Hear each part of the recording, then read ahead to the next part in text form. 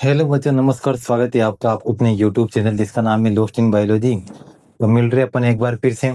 अपन ने पिछली क्लास में या पिछले लेक्चर में स्टार्ट कर दिया था एंडोक्राइन सिस्टम, जिसमें अपन ने देखा था कि एक्सोक्राइन और एंडोक्राइन ग्लैंड्स क्या होती है, यानी बहिस्रावी और अंतःस्रावी ग्रंथि क्या होती है, किससे एंजाइम निकल रहा है, किससे हार्मोन्स निकल रहे हैं, इनका फंक्शन क्या होता है। यानी जो इंट्रोडक्शन होता है ना, परिचय वाला भाग एंडोक्राइन सिस्टम का, तो सब कुछ अपन पिछले लेक्चर में देख चुके हैं। तो जिसने भी वो लेक्चर पहले नहीं देखा हो तो पहले उस लेक्चर को भी आप देख लेना, ठीक है। उसका भी मैं लिंक आपको डिस्क्रिप्शन में दे दूंगा, ठीक है। तो अपन पूरे उस पे क्या पढ़ेंगे, एंडोक्राइन ग्लैंड्स पढ़ेंगे। लगभग 10-11 एंडोक्राइन ग्लैंड्स है, सारी को एक एक करके अपन पर लेक्चर में उसको क्लियर करते जाएंगे, ठीक है। तो जिसने भी वीडियो शुरू से देखा होगा, जो पिछला वीडियो मैंने बताया था परिचय, वो भी जाके देख सकता है, ठीक है। तो उससे रिलेटेड अपन पढ़ रहे हैं क्या, एंडोक्राइन ग्लैंड्स। यानी पहले अपन किसको ले रहे हैं, एंडोक्राइन ग्लैंड्स को ले रहे हैं, जो लगभग संख्या में कितनी होगी, इंपॉर्टेंट ग्लैंड होती है जो 10-11 ग्लैंड्स होती है एंडोक्राइन ग्लैंड। एंडोक्राइन ग्लैंड जिसको अपन अंतःस्रावी ग्रंथि बोलते हैं। अंतःस्रावी ग्रंथि का मतलब यहाँ पर है, इसके पास ये कैसे होती है, डक्टिलेस ग्लैंड। डक्टिलेस ग्लैंड मतलब इसके पास कोई भी नलिका युक्त नहीं होता, यानी कोई भी नलिका नहीं पाई जाती। तो अच्छा, नलिका नहीं पाई जाती तो एंडोक्राइन ग्लैंड्स क्या निकालती है, अब ये क्या रिलीज करती है, सिक्रेशन किसका करती है, हार्मोन्स का करती है। हार्मोन्स का सिक्रेशन करती है ये। तो हार्मोन्स डायरेक्ट किसमें छोड़ देती है, ब्लड के अंदर, यानी अपने रक्त के अंदर ये डायरेक्ट हार्मोन्स को छोड़ देती है। इसलिए इसको अपन क्या बोलते हैं, डक्टलेस ग्लैंड भी बोलते हैं, यानी जिसके पास कोई भी डक्ट नहीं पाई जाती है, ठीक है। तो आज अपन फर्स्ट ले रहे हैं एंडोक्राइन ग्लैंड, जिसका नाम है पिट्यूटरी ग्लैंड, ठीक है। तो अपन फर्स्ट वाली उठा रहे हैं, यहाँ से पिट्यूटरी ग्लैंड उठा रहे हैं, इसको अपन बोलते हैं हिंदी में पीयूष ग्रंथि। और इसका एक और नाम है क्या, मास्टर ग्लैंड है। अच्छा, इसको मास्टर ग्लैंड अपन क्यों बोलते हैं, पहली बात तो ये क्योंकि क्वेश्चन पे मैं स्टार लगा रखा है और ये पूछा जाता है।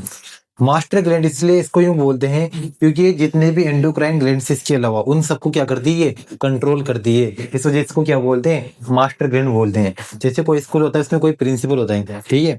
वो प्रिंसिपल जितने भी मास्टर उसके नीचे, कोई हिंदी का मास्टर, कोई इंग्लिश का मास्टर, उन सबको कंट्रोल करने का कार्य कर रही है, ठीक है।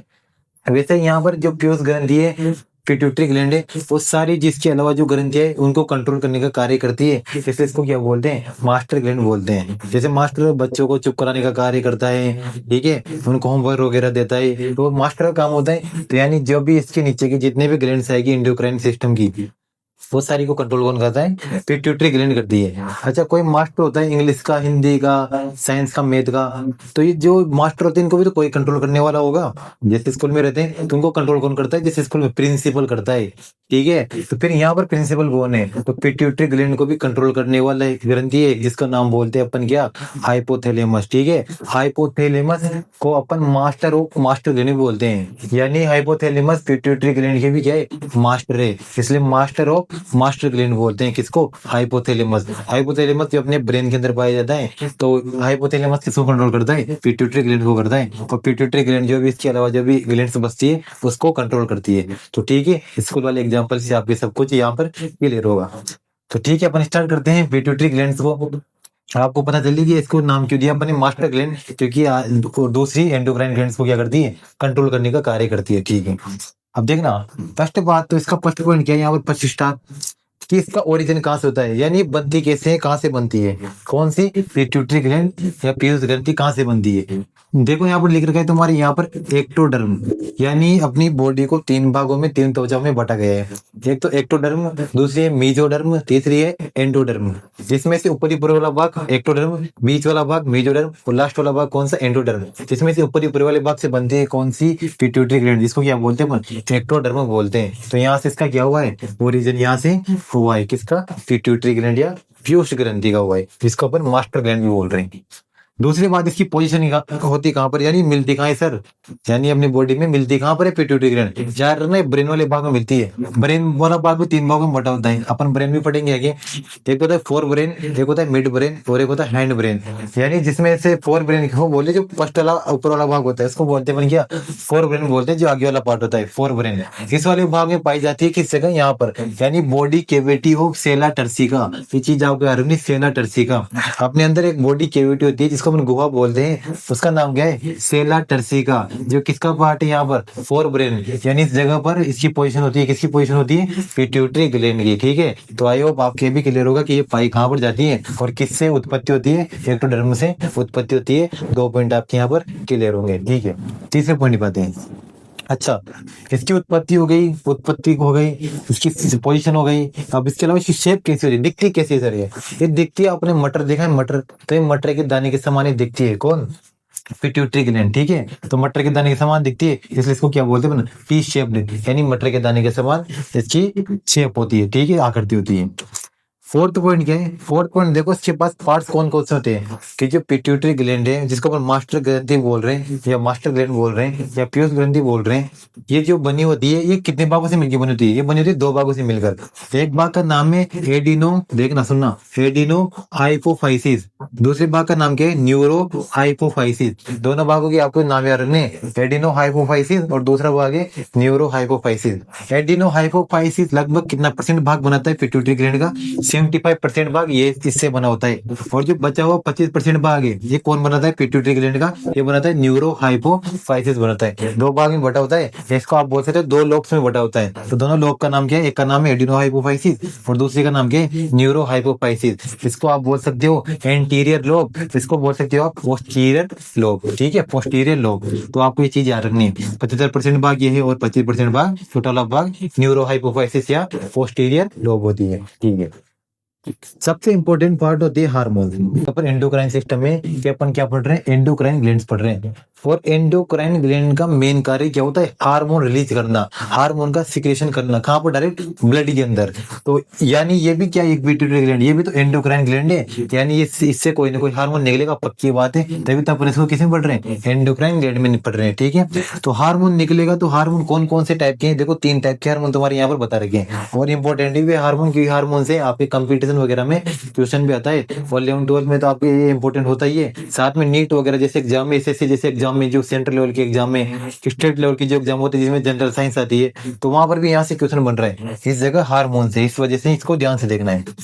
फर्स्ट हार्मोन, इसका नाम क्या है? Growth hormone. इसको बोलते हैं अपन एसटीएच हार्मोन। एसटीएच का मतलब यहाँ पर है सोमेटोट्रोपिक हार्मोन। ठीक है, तो सोमेटोट्रोपिक हार्मोन भी बोलते हैं और इसका दूसरा नाम क्या है? ग्रोथ हार्मोन बोलते हैं। ठीक है, कई बार क्या होता है ऑप्शन में ग्रोथ हार्मोन आपको मिलेगा नहीं, सोमेटोट्रोपिन मिल जाता है, तो कंफ्यूज मत होना, दोनों एक ही है। ठीक है, अब क्योंकि ग्रोथ क्या है? सिंपल था वर्ड लगना कि वृद्धि करने वाला। एसटीएच से बहुत सारे कंफ्यूज हो जाते हैं, इस वजह से मैंने दोनों नाम लिखा रखा हूँ यहाँ पर, ग्रोथ हार्मोन भी और एसटीएच हार्मोन भी, इसी को बोलते हैं। ठीक है, अब देखो नाम में छुपा है कि ग्रोथ हार्मोन, अगर ये बढ़ेगा, ठीक है, पिट्यूटरी ग्लैंड जैसे मैसेज पहुंच जाएगी ग्रोथ हार्मोन को, अगर ये बढ़ेगा इसका मतलब सीधी सी बात है कि लंबाई बढ़ेगी, अगर ये घटेगा तो सीधी सी बात है कि लंबाई घटेगी। तो बहुत सिंपल बात है। तो ग्रोथ हार्मोन अगर बढ़ रहा है, अगर ग्रोथ हार्मोन यहाँ पर क्या हो रहा है? बढ़ रहा है, तो एक देखो यहाँ पर देखो, अगर नॉर्मल तरीके से बढ़ रहा है, वो बोलते हैं ना किसी भी चीज की अति खराब होती है, चाहे वो अच्छी चीज हो या बुरी चीज हो। अगर मान लो बहुत ज्यादा बढ़ जाता है ग्रोथ हार्मोन, एसटीएच हार्मोन, उससे एक बीमारी हो जाती है जिसका नाम क्या है? जीजांटिज्म। क्या नाम है यहाँ पर? जीजांटिज्म। आपने सुना होगा एक वर्ड जाइंट। जाइंट मतलब क्या होता है? राक्षस या बड़ा सा प्राणी, ठीक है, उसको बोलते हैं जाइंट। तो उससे वर्ड से पढ़ाई नाम यहाँ पर जीजांटिज्म। जीजांटिज्म में क्या होता है? इस बीमारी में इंसान की हाइट लगभग 7-8 फुट से भी ऊपर हो जाती है, उससे भी लंबी हो जाती है, यानी बहुत ज्यादा लंबाई बढ़ जाती है जीजांटिज्म के अंदर। ये चीज आपको याद रखना है। बीमारी देखो, इसमें भी लंबाई बढ़ रही है और एक दूसरी बीमारी है एक्रोमेगाली, दोनों में लंबाई बढ़ रही है। पर इसमें जो लंबाई बढ़ती है लगभग इंसान की हाइट कहाँ तक चल जाती है? लगभग 7 से 8 फीट तक चल जाती है जीजांटिज्म में हाइट। और यार ना, ये किसके अंदर होती है? मेनली बच्चों के अंदर होती है। और जो एक्रोमेगाली होती है बीमारी, इसमें भी हाइट बढ़ रही है बहुत ज्यादा। तो एक्रोमेगाली किसमें होती है? एडल्ट में होती है। इस बीमारी में क्या होता है? एक्रोमेगाली में वही लंबाई तो बढ़ रही है, उसके साथ क्या होता है? अपनी जोबोन होती है, जोबोन, जबड़े की हड्डी। तो इसमें भी क्या होता है? बहुत ज्यादा ग्रोथ आ जाती है। इसके अलावा जो अपनी ये रीढ़ की हड्डी होती है यहाँ पर, बीच में रीढ़ की हड्डी, रीढ़ की हड्डी में ये कुबड़ सा निकल जाता है, यानी इसकी भी लंबाई ऐसी बढ़ती है कि कुबड़ निकल जाता है पूरा। तो ये किसमें होता है? सब कुछ एक्रोमेगाली में। ठीक है, उसको बोलते हैं कायोप्सी, जिसमें क्या हो जाता है? कुबड़ निकल जाता है इस बीमारी में। किसके अंदर? एडल्ट के अंदर। और चिल्ड्रन के अंदर कौन सी पाई जाती है? जीजांटिज्म पाई जाती है। ये चीज आपको यहाँ पर क्लियर होगी। और ये सब कुछ कब होगा? जब ग्रोथ हार्मोन बहुत ज्यादा सिक्रेशन होगा बॉडी के अंदर। इसके अलावा मान लो अगर बहुत ग्रोथ हार्मोन की बहुत ज्यादा कमी आ जाए तो बच्चा कैसे रह जाता है? एकदम डॉर्फ रह जाता है, बोना एकदम। मेंडल के नियम पढ़ते हैं अपन, ठीक है, 10th में। 9th में, तो 9th में पढ़ते हैं। अगर ड्वार्फ ड्वार्फ मतलब होता है बोना या छोटा, यानी अगर ग्रोथ हार्मोन अगर कम सिक्रेशन हो रहा है तो उसका स्त्रवण कम हो रहा है, तो सीधी सी बात है कि बच्चा कैसे रह जाएगा, एकदम छोटा सा रह जाएगा। तो बच्चा कैसे रह जाएगा, ड्वार्फ, यानी ड्वार्फ से बना है क्या, ड्वार्फिज्म, तो ये बीमारी हो जाती है। इसके अलावा सिमंड्स डिजीज, सिमंड डिजीज में भी बच्चा कैसे रह जाएगा, छोटा। लेकिन ये बीमारी को अपन किसमें देखते हैं, एडल्ट के अंदर देखते हैं, यानी बच्चा बहुत बड़ा हो जाता है फिर उसकी लंबाई नहीं बढ़ रही, इसका मतलब क्या है, उसकी कौन सी बीमारी हो गई, सिमन डिजीज हो गई। सिमन डिजीज मतलब ग्रोथ हार्मोन क्या होगी, बहुत ज्यादा कमी हो गई। तो समझ में आ गया होगा आपको कि ड्वार्फिज्म और जिजांटिज्म ये तो होती है किसके अंदर, चिल्ड्रन यानी बच्चों के अंदर, और एक्रोमेगेली और सिमन डिजीज किसके अंदर होती है, एडल्ट के अंदर। ठीक है, इन दोनों में तो लंबाई बहुत ज्यादा बढ़ रही है, ग्रोथ हार्मोन क्योंकि बढ़ रहा है इस वजह से, इन दोनों में क्या हो रही है, कमी हो रही है। तो ग्रोथ हार्मोन की इन दोनों में क्या आ रही है, कमी आ रही है। तो आपके फर्स्ट हार्मोन तो क्या होगा, आयो ये सब आपके क्लियर होगा। दूसरे हार्मोन पे आते हैं, पिट्यूटरी ग्लैंड से एक और हार्मोन निकलता है जिसका नाम क्या है, ऑक्सीटोसिन हार्मोन। क्या नाम है इसका, ऑक्सीटोसिन हार्मोन। इसको अपन लव हार्मोन बोलते हैं, बताऊंगा क्यों बोलते हैं, देखना। ऑक्सीटोसिन हार्मोन रिलीज होता है कब, कब होता है, जब यहाँ पर देखो, इसका यहाँ पर कार्य क्या लिख रहा है, इसका कार्य लिख रहा है मिल्क सिक्रेशन। मदर के बाद जो सिग्नल भेज देता है मिल्क को रिलीज करने के लिए, तो सारा सिग्नल कौन भेजता है, वहां पर हार्मोन का क्या नाम है, ऑक्सीटोसिन। यानी जैसे बच्चा दूध पीने लगेगा तो सबसे पहले जो सिग्नल जाएगा वो कहाँ जाएगा, ब्रेन के पास जाएगा। ब्रेन के पास हाइपोथैलेमस, हाइपोथैलेमस किसको बोलेगा, पिट्यूटरी ग्लैंड को। पिट्यूटरी ग्लैंड को बोलेगा कि क्या छोड़, ऑक्सीटोसिन छोड़। तो ऑक्सीटोसिन जैसे छूटेगा तो बच्चा क्या पीने लग जाएगा, फिर वहां पर दूध पीने लग जाएगा, जिसको बोलते हैं मिल्क सिक्रेशन। तो जो माँ और बच्चे का जो प्यार को देखते हुए इस जगह पर इस ऑक्सीटोसिन हार्मोन का नाम क्या पड़ जाता है, यहाँ पर लव हार्मोन भी इसको बोलते हैं ऑक्सीटोसिन को। ठीक है, उस वजह से इसका नाम क्या पड़ा है, यहाँ पर लव हार्मोन पड़ा है ऑक्सीटोसिन का नाम। ठीक है, क्योंकि किस में हेल्पफुल होता है, मिल्क सिक्रेशन के में हेल्पफुल होता है, बच्चे और मदर के बीच जो होता है। इसके अलावा दूसरा काम किया इसका, हेल्पफुल इन लेबर पेन है। जो गर्भाशय पीड़ा होती है उस टाइम पर भी इसको कंट्रोल करने का कार्य किसका होता है, ऑक्सीटोसिन हार्मोन का होता है। ठीक है, यानी कुल मिलाकर मदर और बच्चे से जुड़ा हुआ होता है कौन, ऑक्सीटोसिन हार्मोन। हार्मोन का नाम दूसरा क्या पड़ा है, लव हार्मोन भी इसका नाम पड़ा है। ऑक्सीटोसिन किससे निकल रहा है, यहाँ पर पिट्यूटरी ग्लैंड से निकल रहा है। इसके अलावा तो मैं एक एक्स्ट्रा चीज बताता हूँ, एक हार्मोन और होता है प्रोलैक्टिन हार्मोन। इसका नाम क्या है, प्रोलैक्टिन हार्मोन।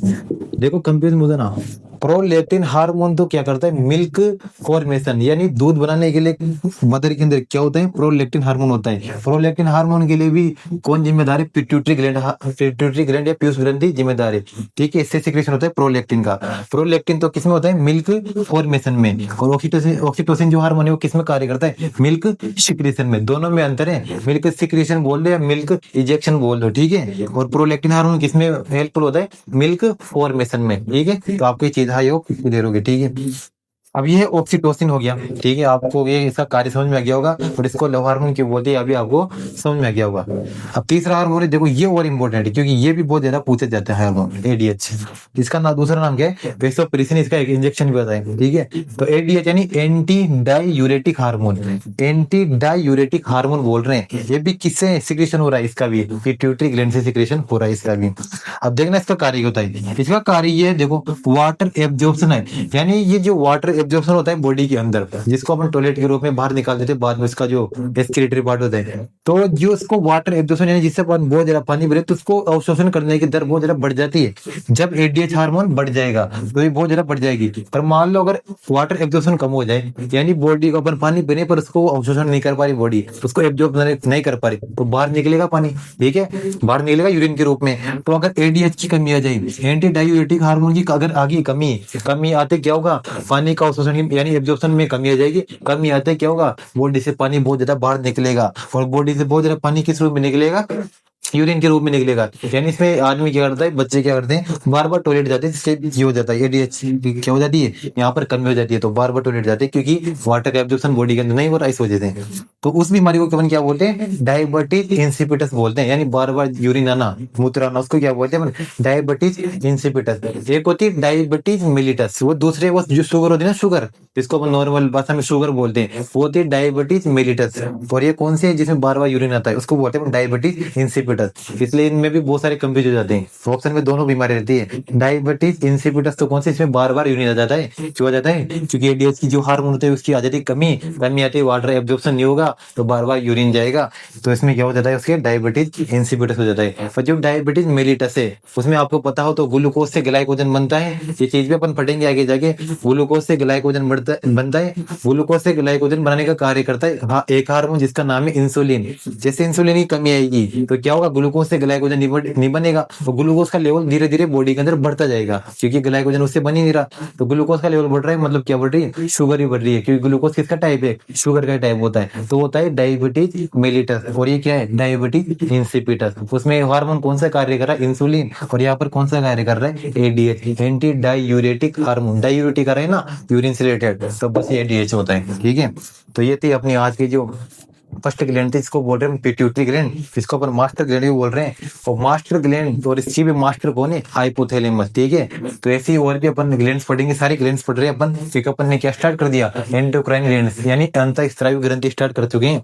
यानी जो भी ग्रंथि हार्मोन देती है वो सारी क्या होती है, एंडोक्राइन ग्लैंड्स होती है। और जो भी ग्रंथि एंजाइम्स देती है वो कौन सी होती है, सारी होती है एक्सोक्राइन ग्लैंड, जिसको अपन ज्यादातर किसमें पढ़ते हैं, डाइजेस्टिव सिस्टम में, क्योंकि डाइजेस्टिव सिस्टम में ज्यादातर कौन काम आते हैं, अपने फूड को तोड़ने में या खाने को पचाने में एंजाइम से कार्य करते हैं। ठीक है, तो उसको इसमें पढ़ते हैं अपन मेनली डाइजेस्टिव सिस्टम में। और एंडोक्राइन सिस्टम में मेनली कौन पढ़ते हैं अपन, एंडोक्राइन ग्लैंड्स पढ़ते हैं, जो क्या करती है, हार्मोन्स देती है। उनका भी बहुत सारे यूज होते हैं, जैसे मैंने आपको यहाँ पर बता दिया। तो आपको याद रखना है, इसका थोड़ा सा रिविजन कर देता हूँ। देखो, इसका सबसे पहले उत्पत्ति कहाँ से हुई, पिट्यूटरी ग्लैंड की, एक्टोडर्म से हुई है, सबसे ऊपर की जो प्रकृति है। ठीक है, इसकी पोजीशन मैंने आपको बताई दी, body cavity of sella turcica का, जो कहाँ पर है, फोर ब्रेन के पास पाई जाती है गुहा, जहाँ पर इसकी पोजीशन होती है, जहाँ पर ये लगी रहती है। इसका शेप कैसा होता है, मटर के दाने जैसा होता है। तो कितनी लोब में बटे होते हैं, दो लोब में बटी होती है। एक तो एडिनोहाइपोफाइसिस, जो कितना भाग बनाती है, 75% भाग बना देती है। और न्यूरोहाइपोफाइसिस, जिसको जो कितना भाग बनाती है, 25% भाग बना देती है, 25% भाग बना देती है। इसको अपन क्या बोलते हैं, एंटीरियर लोब बोलते हैं, और इसको क्या बोलते हैं, पोस्टीरियर लोब बोलते हैं। ठीक है, हार्मोन्स जो सबसे ज्यादा इंपॉर्टेंट होते हैं, क्योंकि एंडोक्राइन ग्लैंड क्या निकालती है, हार्मोन निकालती है। तो इसका फर्स्ट टाइप अपन क्या पढ़े थे, पिट्यूटरी। तो इनसे 3 प्रकार के हार्मोन निकलते हैं, मेनली ग्रोथ हार्मोन, मैंने आपको बता दिया। अगर ग्रोथ हार्मोन की वृद्धि हो रही है, बहुत ज्यादा हार्मोन निकल रहा है, इसको अपन सोमेटोट्रोपिक बोलते हैं। ठीक है, तो बहुत ज्यादा वृद्धि हो रही है तो गिगांटिज्म और एक्रोमेगेली रोग हो जाता है। ठीक है, इसमें क्या होता है, बहुत ज्यादा लंबाई बढ़ जाती है। इसमें एक्रोमेगेली में तो कोबड़ी निकल जाता है, जो बोन भी क्या हो जाती है, बहुत बड़ी हो जाती है। तो ये किसमें होती है, एडल्ट में, और ये किसमें होती है, चाइल्ड में। अगर इसकी कमी रह जाए तो बच्चा कैसा रहता है, छोटा रह जाता है, चाइल्ड ड्वार्फिज जिसे बोलते हैं। और जो एडल्ट होता है उसके बाद में इसकी लंबाई नहीं बढ़ती एडल्ट के अंदर, तो उसको क्या बोल देते हैं, फिर सिमंट डिजीज बोल देते हैं। इसके अलावा ऑक्सीटोसिन का मैंने आपको बता दिया, बच्चे के मिल्क सिक्रेशन में काम आता है ऑक्सीटोसिन, बहुत ज्यादा जो मिल्क सिक्रेशन करता है। पहले मिल्क फॉर्मेशन में कौन सा हार्मोन काम होता है, प्रोलैक्टिन हार्मोन होता है। वो भी किसे निकलता है, पिट्यूटरी ग्लैंड से निकलता है, वही उसको लिए मैसेज भेजता है। ठीक है, दोनों में कंफ्यूज नहीं होना, मिल्क सिक्रेशन में तो ऑक्सीटोसिन और मिल्क फॉर्मेशन में प्रोलैक्टिन। इसके अलावा ऑक्सीटोसिन हेल्पफुल होता है किसमें, लेबर पेन में। लेबर पेन क्या होता है, जिसको अपन बोलते हैं गर्भाशय पीड़ा, और जो गर्भ के दौरान जो पीड़ा होती है उसको कंट्रोल करने का कार्य भी कौन करता है, कौन सा हार्मोन, ऑक्सीटोसिन हार्मोन करता है, जिसका दूसरा नाम क्या है, लव हार्मोन है। ठीक है, थर्ड जो अपन हार्मोन देखा, एडीएच। एडीएच हार्मोन, इसकी फुल फॉर्म क्या होती है, एंटी डायूरेटिक हार्मोन। इसमें क्या होता है, जिससे कमी आती है, क्या हो जाता है, इसमें वाटर एब्जॉर्प्शन कम हो जाता है बॉडी के अंदर। वाटर को एब्जॉर्प्शन कम होगा तो वाटर बाहर निकलेगा, एब्जॉर्प्शन नहीं होगा तो बाहर निकलेगा। अब बाहर निकलेगा, बार बार यूरिन आएगा, तो उस बीमारी को क्या बोलेंगे अपन, डायबिटीज इंसिपिटस। ठीक है, तो ये आपका यहाँ पर रिविजन भी हो चुका है इसका। तो बस आपको इतना सा याद रखना है, जो भी क्वेश्चन आएगा पिट्यूटरी ग्लैंड से, इससे बाहर नहीं जाने वाला, इसको आपको पढ़ के जाना है। बस एंडोक्राइन ग्लैंड्स एक एक करके पढ़ते रहेंगे। ठीक है, लगभग 10-11 एंडोक्राइन ग्लैंड्स है, तो सारी मैं आपको यहाँ पर क्लियर करा दूंगा, जिसमें अपना एंडोक्राइन सिस्टम भी पूरा खत्म हो जाएगा, जिसमें अपनी एंडोक्राइन ग्लैंड्स भी खत्म हो जाएगी। ठीक है, तो जो भी आपके 11th क्लास में टॉपिक भी है, और नीट में भी आता है, कंपटीशन एग्जाम में आ ही रहा है। तो जो भी आपके भाई बहन है, ठीक है, जो भी आप कंपटीशन की तैयारी कर रहे हैं 11th 12th में, जिसकी बायोलॉजी, तो सारे टॉपिक अपन यहाँ पर इस चैनल पर, जिसका नाम है लॉस्ट इन बायोलॉजी, इस पे अपन एक एक करके सारे टॉपिक क्लियर करते जाएंगे। ठीक है, तो जो भी आपके भाई बहन है, दोस्त वगैरह हो, तो उनको भी आप ये चैनल शेयर कीजिए। अगर आपको भी वीडियो अच्छा लगा है तो इसको लाइक कीजिए, और जो भी नया चैनल पे आए तो इसको आप सब्सक्राइब कीजिए, क्योंकि आपके ये बहुत काम आने वाला है जो भी मैं यहाँ पर बता रहा हूँ, क्योंकि कंपटीशन से रिलेटेड चीजें भी हैं, और साथ में आपके 11th 12th में यह आती है। ठीक है, तो आपको वीडियो अच्छा लगा तो उसको लाइक कीजिए। फिर भी अगर कोई आपकी डाउट रह गया हो तो उसको आप कमेंट बॉक्स में कमेंट भी कीजिए, हम आपको उसका जवाब भी देंगे। ठीक है, तो मिलते हैं अपन जल्दी। अगले ग्लैंड लेके आऊंगा आपके एंडोक्राइन ग्लैंड, जिसका नाम अपन अगली क्लास में देखेंगे, उसकी पूरी डिटेल लेके आऊंगा आपके, हर एक पॉइंट, हर एक हार्मोन, हर एक चीज, यहाँ से भी क्वेश्चन बन रहे कंपटीशन में, सारी चीज में आपके अगली वीडियो में, जहाँ पर आपकी दूसरे ग्लैंड के साथ आऊंगा मैं, एंडोक्राइन ग्लैंड। ठीक है, तो मिलते हैं जल्दी नेक्स्ट वीडियो में। जहाँ तक के लिए अपना ध्यान रखिए, ख्याल रखिए। जहाँ तक के लिए जय हिंद और जय भारत।